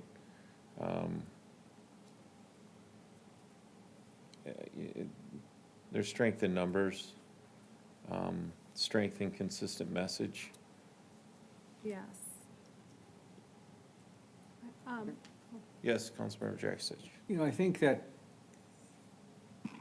is a good point to have some kind of legislative priority and plan, but maybe, you know, we could put our focus on those things that are specific to Lake Elmo, like the water system. If we could grant money, if we're going to have to go to surface water, you know, to pay the cost of extending that here. Another thought that came to mind as I was sitting was, you know, we have Trunk Highway 36 frontage road where it costs $5 million. We should be working with our legislator to get that in the bonding bill if they pass it. And, you know, everyone else is looking for it. I mean, Hibbing's looking Yeah. for 88 million to change their water lines, and someone else looking for 10 million for this and 50 million for that. And we have absolutely nothing to lose by asking for 5 million for the frontage road. I know in my previous positions, we always had a legislative priority list, and we would meet with our area representatives and senators and talk to them about, you know, about this and how important it was to our residents and why it was important. Sure. And try and gauge their support. You know, and it worked fairly well, in my mind, in my memory. But I think, you know, when you look at like the league and we would certainly support a number of things the league would do, but there might be things that they're gonna advocate for that we don't support. True, yeah. You know, so I think we have to gauge those kind of carefully, but I would tend to narrow our focus down to things that are specific to Lake Elmo, and how do we, you know, campaign or push for legislation that would benefit the city of Lake Elmo in some positive sort of way, and then support the league and support them, you know, the metro cities or whatever, through the letters and resolutions on those issues we support with them. And another instance would be, you know, we're doing water treatment facility and ongoing operational costs of those, or something that's gonna be extended that the city's gonna have to pay for is, you know, how can we get some help with that in the long term? If the 3M trustees decide they're gonna balk at funding some of those in the long run, and how do we get that golden parachute to make sure that that is taken care of, you know, for the city. And I'm sure we would have some like-minded communities around us that would be interested in that same thing. I see an opportunity for a very cohesive legislative ask after the Waper Lake Comprehensive Work Group has their findings in 2027. Councilmember Holtz. I agree with everything that's said, and I think it comes down to what are those priorities? How is it, in the case of a fact sheet, how is it listed, how is it organized? Because some of it's policy, some of it's fiscal, some of it's asked for, you know, bond dollars. But to me, far and away, the most critical one is White Bear Lake. Like, I don't, that is far and away the biggest thing, and yes, there are opportunities where most all the communities are on the same page of the absurdity and wanting a legislative solution. You know, we thought we had one. I agree with the mayor. The legislature is not aware of the potential gap between this 3M settlement and the consent agreement. And I think we have an opportunity, again, with communities that are all in the same boat, to help inform them of that potential gap. And then, yeah, the other ones, I think it's whether it's a letter of support because someone else is doing it. Yes, absolutely. Anything that's for law enforcement, for fire, for training facilities, absolutely. LMC, if they need a letter about bad ideas for changing zoning ordinances, absolutely. Like, there are some really bad ideas, they'll probably come up again. Like, that's a guarantee. So I think that's a part of it too, but to me, if there's just one thing we do, it's the White Bear Lake issue. and trying to push for language that actually works this time. And maybe we widen our thought a little bit as sitting here. You know, we have communities in the agricultural areas that have nitrate contamination in their wells and their water supplies, and other issues. Maybe we put on our hat and say, what if we could work with a program, and this is just talking off the top of my head now, okay? Oh, Where boy. we put a 1% sales tax on pop and bottled water. And that money goes to fund water issues in communities where we have PFAS, we have nitrates, we have things like that. I mean, they put a 1% tax for housing and 1% tax for, you know, transit, and, I mean, if we gain strength because there's other areas that have water problems, you know, and we could work on their support and get broader legislative support and have a solution, you know, that maybe we could suggest that might get there, then our ongoing maintenance costs could be subsidized by a statewide tax. And every city would be eligible, like local government aid or municipal state aid. But I mean, we have to think of those kinds of things and how they would benefit and where we get our partnerships to come together and gain traction and support. And if our legislators know the importance of that to our city, then they're going to push for us because, you know, they want to be able to come back and say, well, you know, East Metro, Lake Elmo, Oakdale, whatever, you need some way to pay for your ongoing water costs because of the PFAS stuff, and I championed this bill and I got it for you. Right, so I think short answer is yes. How it looks is important, and prioritization is important. Okay. Should we focus just on the Lake Elmo stuff, or do, Yeah, I think this so. year, we could, Yeah. we can always, every year, we can switch it up. Yes. And again, I think 2027, going to 28 is gonna be a pretty big one. When we do meet with our representatives, do any members of the council wish to be present? would have I do. staff- I do. Okay, okay, good. Because if we have a quorum, then we'll have to post for a special I know. meeting, so we'll have to minimize our, or do we want to do that? It's up to Yeah, I don't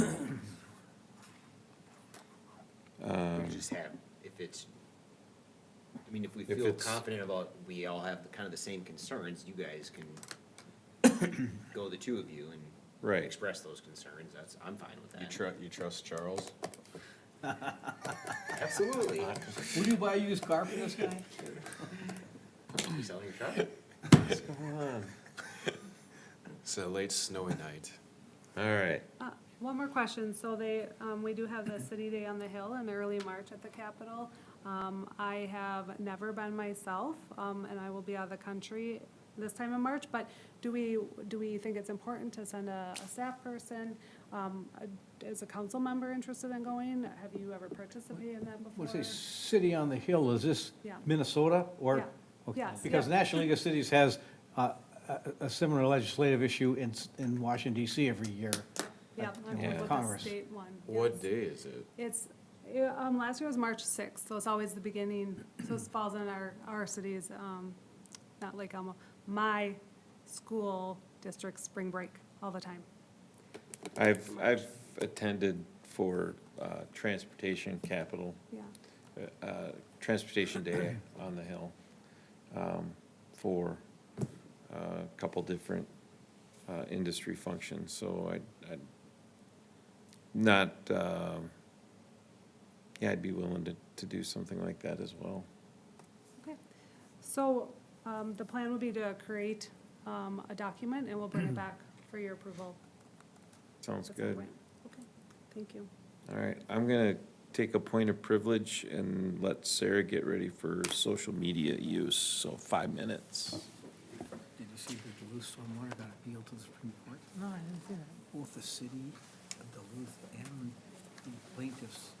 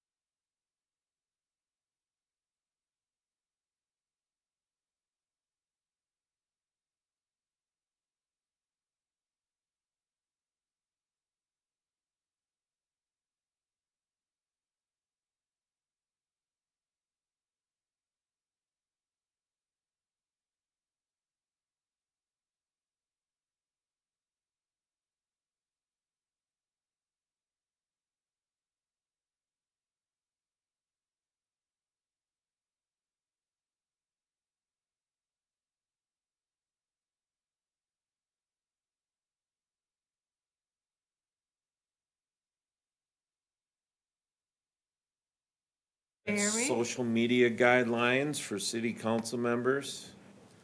Everybody hear me? Yes. Not used to speaking from this microphone. I was asked to prepare a social media presentation for the city council. I gave this presentation back in 2021, but only a few of you were here back then. So we decided it'd be a good idea to go through it again. It's been updated and I've added a few things. And I know that some of you use social media, so that is why it's important for me to go over this with you, as you may not be aware that there are certain liability issues for the city when using social media.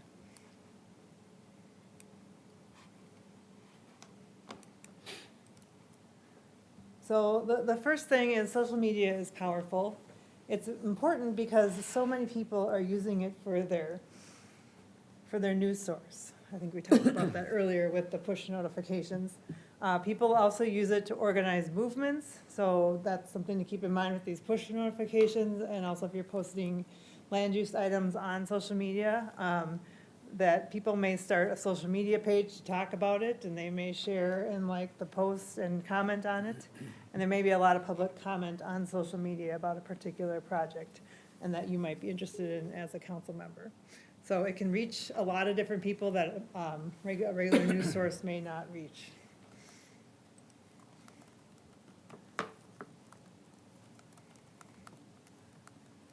And then that goes to my next point, that you will be reaching residents with social media.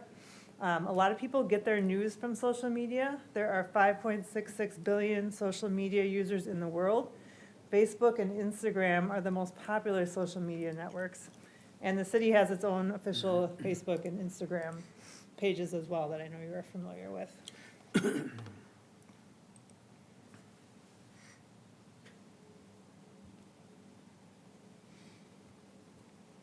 I'm gonna write that on my next hello I am. It is kind of cute.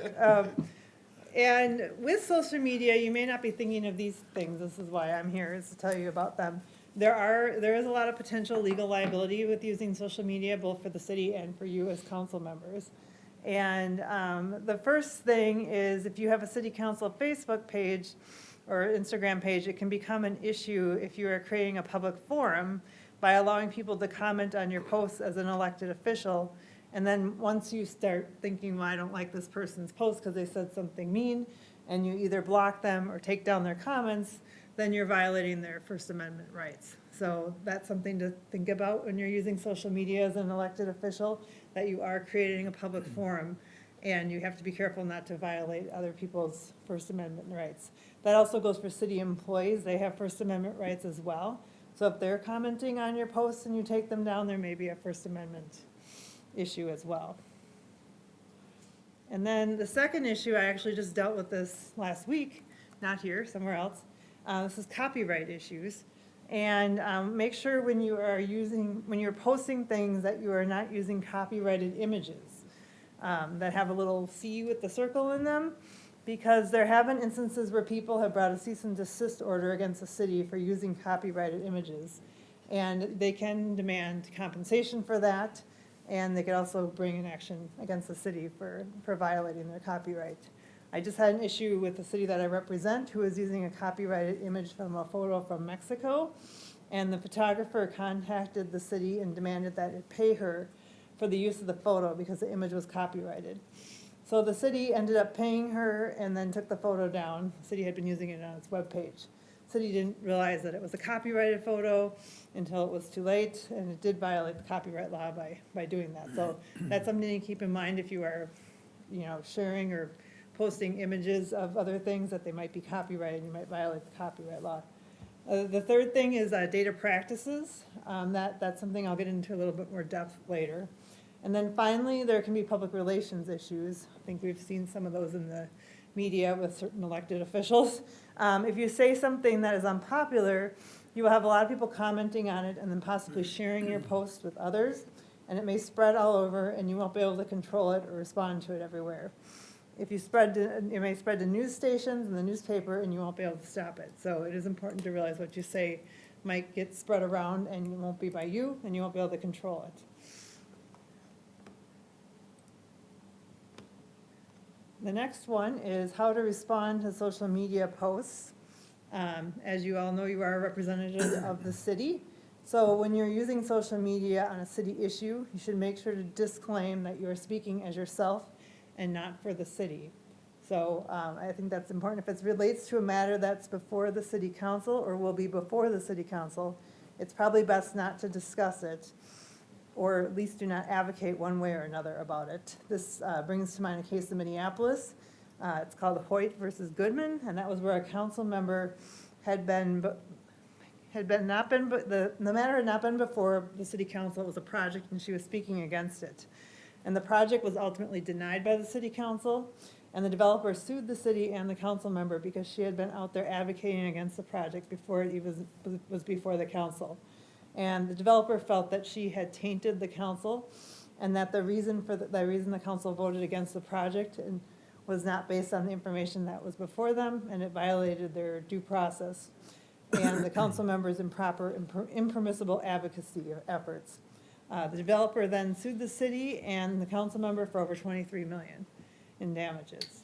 So that's something to think about when you're out there talking about projects, that if it hasn't been before the council, you probably shouldn't be having an opinion on it because you don't have all the information in front of you. You haven't had the public hearing, you haven't had, the staff report and all the materials submitted by the applicant and any other materials submitted by city staff. Sarah, can I ask a question quick? Sure. Does that pertain to commissioners as well? Yes. Thank you. And then you should also ensure that all information posted or shared by you is accurate and fact-checked. If a mistake is made, it should be correct. You should correct it quickly and then be transparent about it. So just say, I made a mistake, I shouldn't have posted this, it was incorrect. And then also encourage productive civic engagement. Engaging with trolls or individuals whose sole purpose is to provide arguments should be avoided. So that, I know that can be difficult because you want to fight back. And then, you get in some argument with these people that they're just there to provoke you. The next slide is personal social media tips.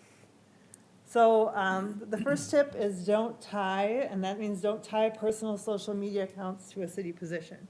So I think some of you, I looked online, have your public social media account for your position as a city representative, and then you probably, I would assume, have a personal, social media account for your friends and family where you're probably posting pictures of Thanksgiving or your vacation or whatnot. But then on the city page, you're just posting things about city issues and city events. And that's important, I think, is to not have them together, because then that gets really confusing for everyone. I'll talk more about that during the data practices section. And then you also need to make it clear that this is my social media account for the city of Lake Elmo, not my social media account for everybody else. So as a private individual. And so that's one important distinction. And then the second one is remind. And that's to remind I'm going to remind you that the public may be able to see it, even if it's not a city account. I think these social media accounts are confusing, and I know when I look at them, sometimes I'm wondering if people really know that I can see what I can see. And I think they think it's all private, and there's something, and it's weird how sometimes I can see some things and I can't see other things. And so just kind of keep in mind that it's all out there, and so if you're posting anything, that people might be able to see it, even if you have the privacy settings set to the most private privacy setting. And then the third one is suggest, and I'm suggesting to use a disclaimer not speaking for the city when talking about any city business. That would be on your public Facebook or Instagram page, just so people are clear that you are just making the statement as an individual and you're not representing the city in that. And then the next one is to be honest and accurate and quickly correct any factual errors.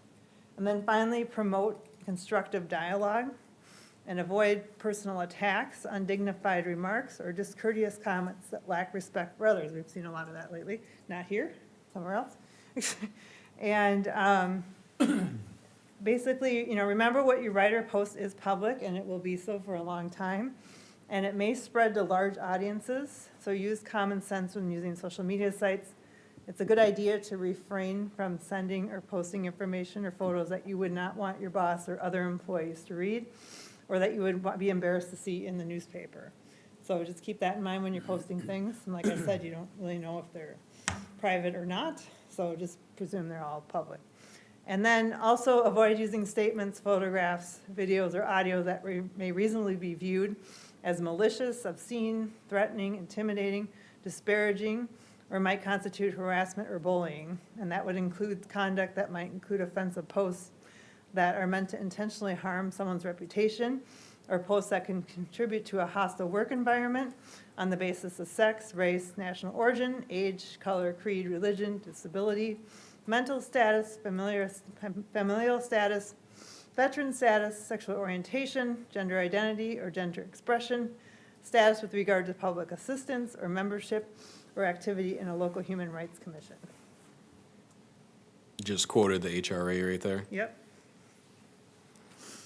So the next one is one of the liability issues, and that's data practices implications. And Minnesota statutes, section 13.02, that's the Data Practices Act.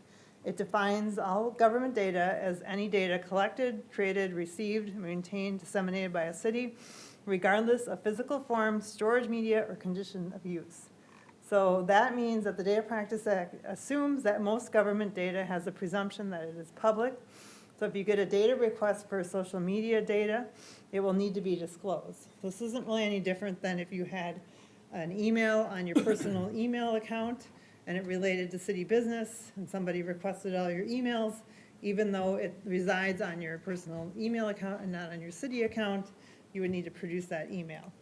So that's why it's a good idea to have a separate public account for social media, because then you can just go to that account, similar to what you do with your city email accounts.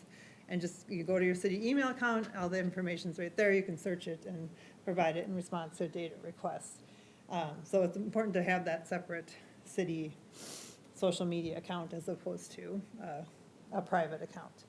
And then you're responsible for maintaining this information, and the city's not responsible for maintaining it. That's per the Data Practices Office. But the city is required to produce it. So it's a matter of making sure that you have access to it if you need to do that in response to a data request. I personally haven't seen any data requests related to social media posts, but I'm sure they're out there.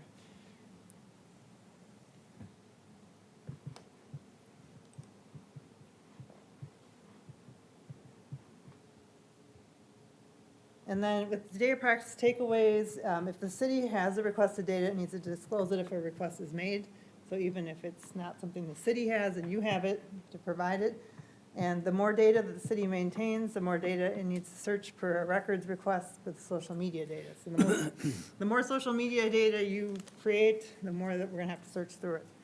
And most social media data will be public, but watch out for posts or comments that contain private data. I can give you some examples.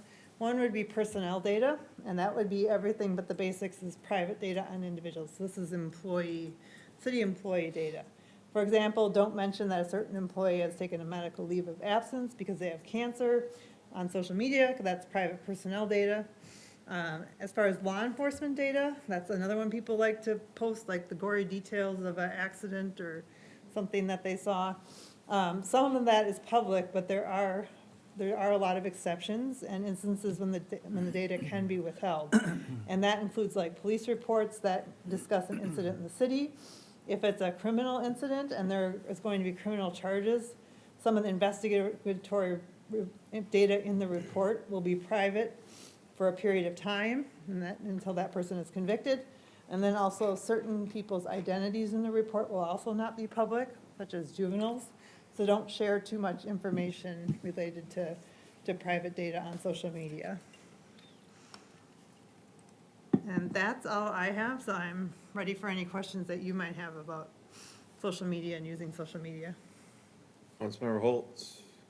Thank you for that. That reminded me, because when we were on planning commission, we would get data requests. There's a couple that came in with the bus terminal. And when they come on board as commissioners, obviously as council, we get council email, which helps them for data requests. It's very much easier. Do we require that they set up a separate, not through the city, but say, hey, you need to set up a new Gmail that's just gonna be your Parks Commission email?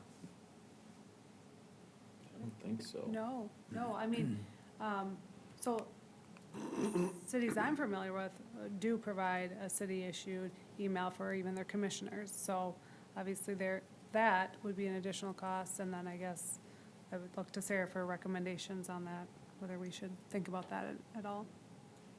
I mean, I think that would be helpful for these people if they could, but then they have to use it. I mean, I have some cities where they don't use it, and, I have a feeling you have really some good stories. yeah, I do. But that one, you know, it's like, well, I just use this because it's easier, and it's like, well, do you understand? It's like meshed in with all of your work emails and your personal emails, and, you know, then when we get a data request, it's a real mess.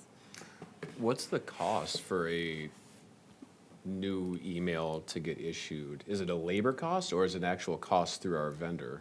It's a cost through our IT, so setting it up. But we could check on that. It's just an email-only account, so it's not like a full employee. It's what you all have. Yeah. Yeah, so we could look at our. And then they have to remember to check it. Yes. Yeah, that's the deal. I mean, That that- can be the other issue, is that it's just Because if another it's email. we Gmail, have they're to not check. maybe used to using Outlook. Yeah. I mean, I think it'd be worthwhile, like, to say, hey, you either shall create a new email as of this date, or we're gonna issue a city one, and it's your choice. But I do know, like, for some of those data requests that came in, like, that was why we created separate email accounts. It made it so much easier, and it's also was then truthful. This factually is the stuff that we have, because we don't use our personal email.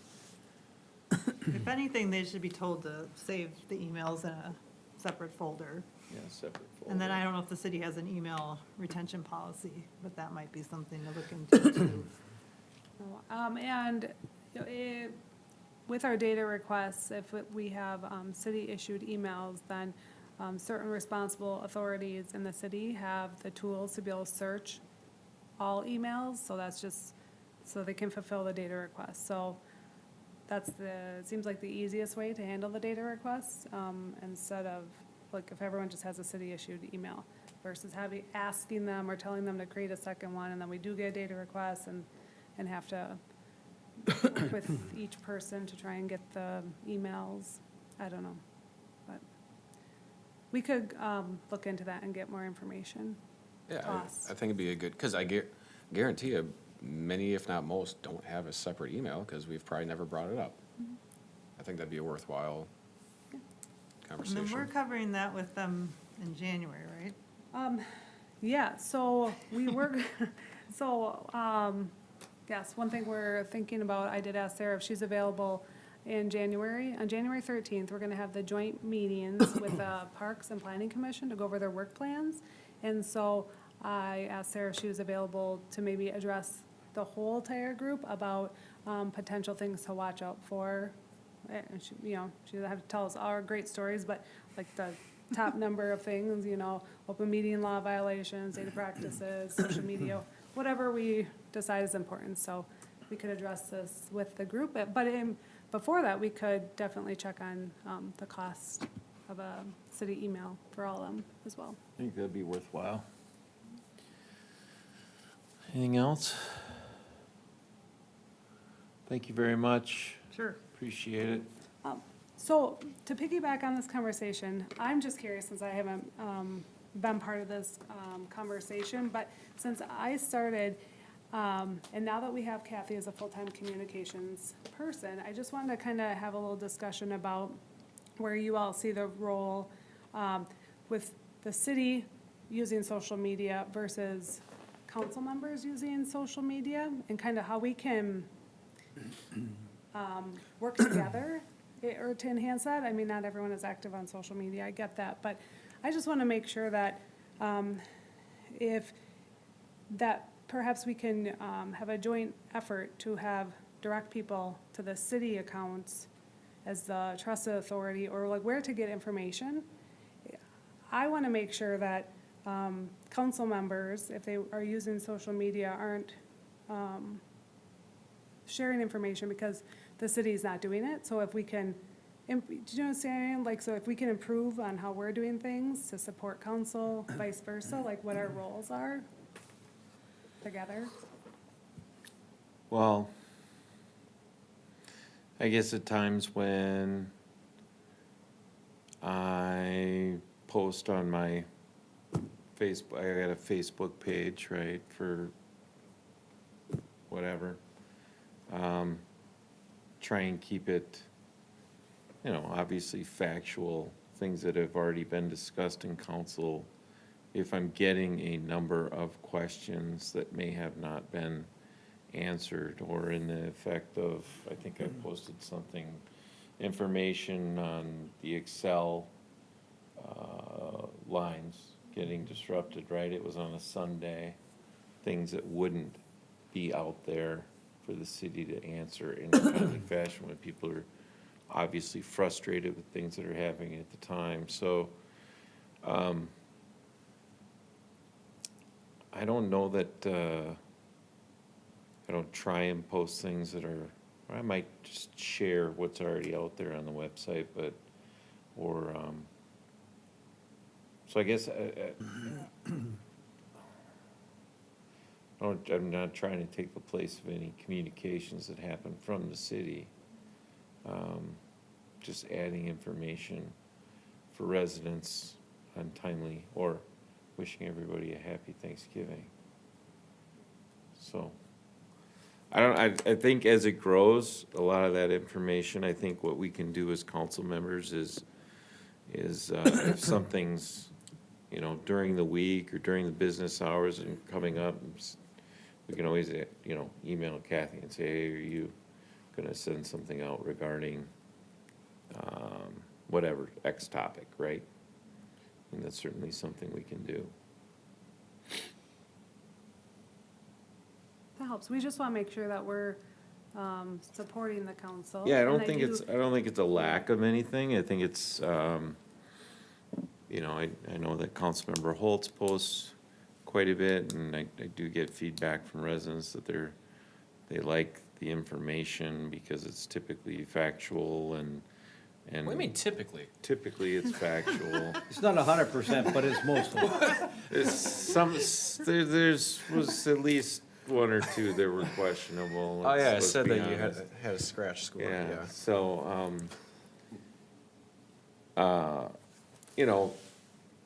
but we didn't have actually a communications person before, so it's something that grows over time, right? So as that communication piece takes place, I assume that it will, it will become more commonplace that more and more is just from the city webpage and whatnot, so. But I certainly don't expect Kathie to send out a Happy Thanksgiving. happy Thanksgiving, happy holidays from myself. Yeah. Yeah. Well, and ditto, and yes, we didn't have communications for years, so I think that is why I do post a lot on multiple avenues, and now that we do, I know I certainly have an obligation to make sure that if and when I am posting, it's not duplicative, and it's also not taking away some gusto from the city, like that, because that's not the intent. There are things that should be coming from the city. On the flip side, like, I would say the most recent one I had was, I do it every year. Come property tax season, here's a property tax 101. And it is as dry of content as possible, because I just am personally feel a need to have a conversation about how property taxes actually work. And so that there are many back and forth questions then with people who have genuine questions, where I don't know if that would be the appropriate thing to have on through city social media. I don't think it'd be an efficient use of anyone's time, whereas I think that's the type of conversation where, yeah, an elected hopefully provides truthful information, where that might be a better place for that conversation, but.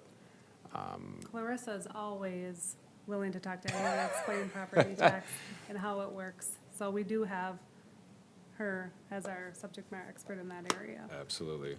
And it's, that fine line is gonna be when that topic comes up, when multiple residents are asking either in person, by text, by email, however, about a given new issue that comes up. And there's that that fine line of, do you want to answer that question, or is it going to be something where the city then is answering that? And I don't know what the answer is. Like, where is that, how do you define it objectively with the criteria of situation A, situation B? I don't know how to define that. So I'll be honest, I don't know how. As to, is it a Venn diagram of some shared? Is it split? I don't know. I think it's an and, not an or. I think having both are good. I think your posts are great, and I think some of them could come from the city and it could be both, and I don't think it should just be one or the other.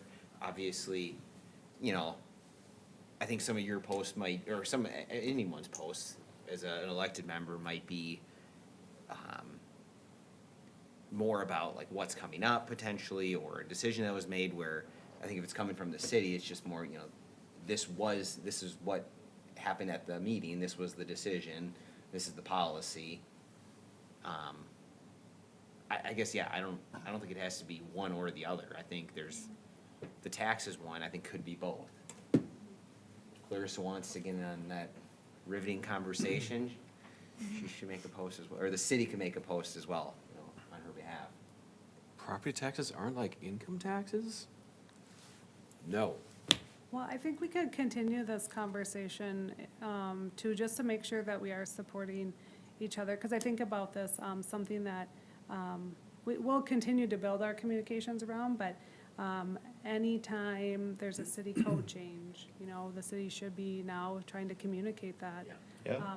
And so, or we're talking about like, if there was a policy change, should it be council members telling about, no, it should probably be the city, right? Like, this is a new policy change. So, we can continue to work together to figure out, because it is kind of, doesn't have to be either or, but just also the messaging, you know? about Messaging it. should be consistent. Yeah. Perfect. Thanks again, Sarah. Thank you.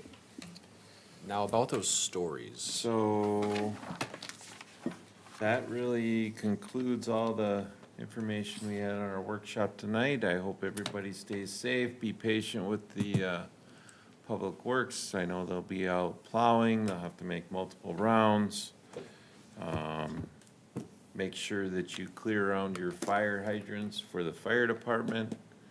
Make sure that you will have windrows at the end of your driveways, so you will be needing to remove those. I know that's always fun. As soon as you get your driveway done, then the snowplow comes by and we all shake our fist, but that's just the way life is, so. All right. Mayor, I did ask Adam if he could switch to policy and plow in front of the elected official streets first. No, you didn't. So, thank you, everybody. Have a safe night. But you did, right?